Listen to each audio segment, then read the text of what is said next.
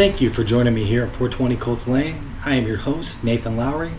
This is week 2 of the 100th season of the NFL, and what a week 2 we had. There were some good games being played.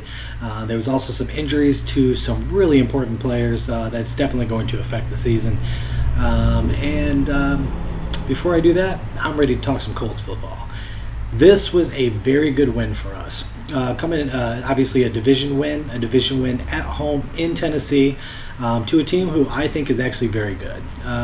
Again, we beat the Chargers, that I think is good. They didn't have a very good showing this week. The Chargers didn't. They were riddled with injuries as well. But at any rate, I do believe the Chargers are a good team. They went 12-4 last year. I believe this Titans team is a good team, especially defensively. It seemed to me that it was really just a defensive battle. There really wasn't much offense on either side of the ball, but defensively, I think that they played a heck of a game. We had 4 sacks defensively, and we only gave up 154 passing yards. So I was very pleased with that performance. We did still get ate up a little bit on the ground. Henry had 15 carries for 81 yards and a touchdown.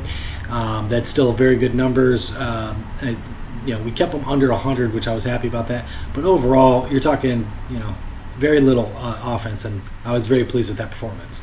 I think it's Autry. Autry had 2 sacks on the day. He was really, really shining out there. That was good to see.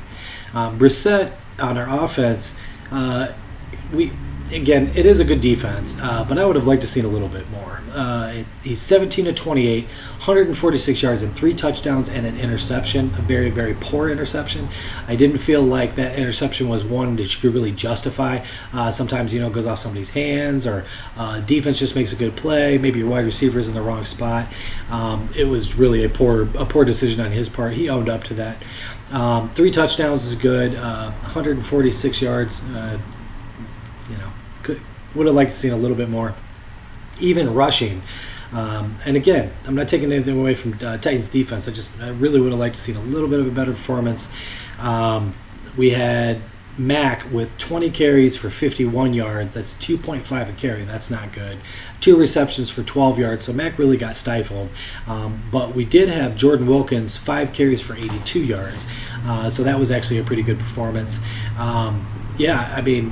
Overall, I felt like as a team they played well again, and this is a common thing here is, our defense is shining, and even though offensively there is a little bit more that could be done, they play together as a team, a lot of balance.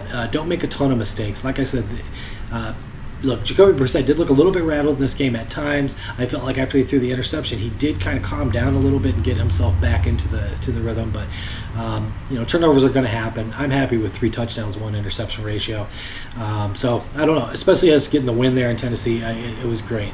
And then obviously what happened with Vinatieri missing the point. The PAT. I said that, hey, if he misses some the next week, I believe that he's probably going to retire.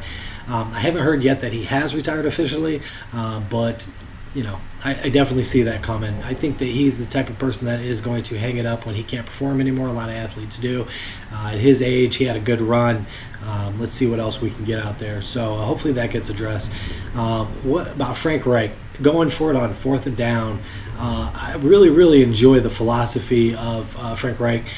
He's definitely ballsy. He really is. He's got some gutso, and he's a hell of a coach, man. I'm starting to really, really, really like him, and think this was a very good hire. Again, it wasn't a perfect game by any stretch of the imagination, but we came out victors, and I thought we played well as a team. So Tennessee's a good team. All right.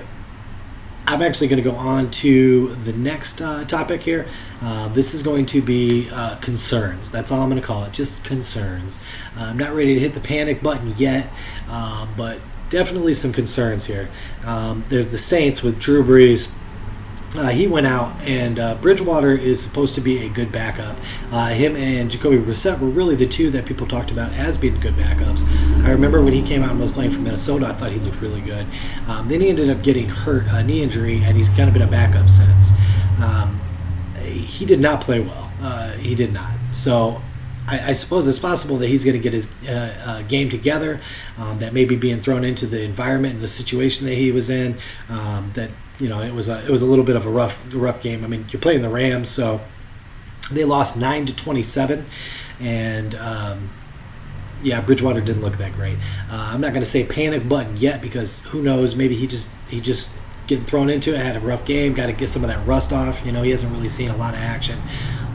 But if he continues to play the way he played against the Rams, the Saints are not going to have a good season. So for now, there's no panic button, but definitely some cause for concerns. Obviously, when you have a quarterback of the caliber of Drew Brees get injured, that's never really a good thing for your team. So same here with the Steelers. Big Ben going out. Rudolph came in. He was 12 of 19, 100 and I want to say that's 112. Gosh, I gotta get better rating. 2 touchdowns and 1 interception. They lost 28-26 to Seattle.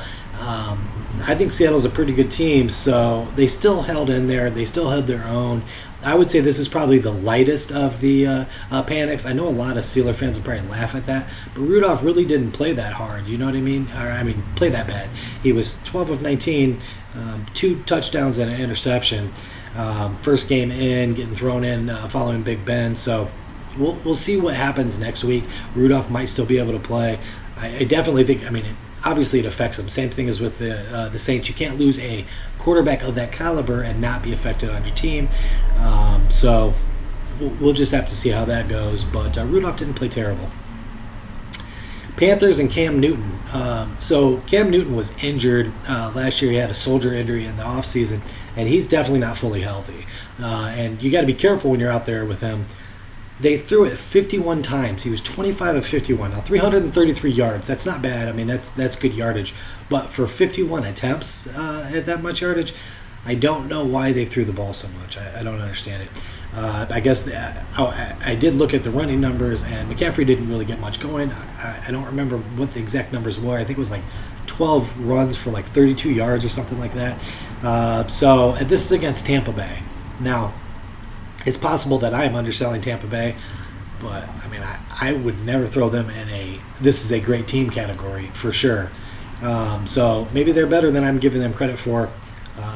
But to throw it 51 times with a guy with a shoulder injury, I don't think that was a very smart decision at all. So yeah, the Panthers are on that concern list. I would be concerned. They lost to Tampa Bay. That's a division game. That's not good. They didn't look good at all. All right, Jets. The Jets went 23-3. Lost 23-3 to the Browns. And Sam Darnold being out with mono, I think it was about like 4 weeks that they were saying. Simeon comes in, he gets hurt, and then Falk comes in, and he went 20 of 25 for 198 yards. So the performance of the whole team looked bad. It was, I'm telling you, they looked terrible. If you didn't watch that game, they looked awful. And but Falk, that's not bad. 20 of 25, 198, just getting thrown into the game like that. Say what you want about the Browns. A lot of people don't think they're as good as I think that they are. Defensively, they look pretty good against the Jets. There's no doubt about it. But his numbers show that, hey, man, that might not be too bad of a quarterback. We'll have to see how that goes, obviously. But yeah, Jets have a lot of concern. That's some injuries and some sicknesses that definitely is going to affect your team there. And then my next section here is actually going to be giving people credit. I need to give some credit where credit is due. And the first team on there is the Packers. The first item, Packers won 21-16 against the Vikings.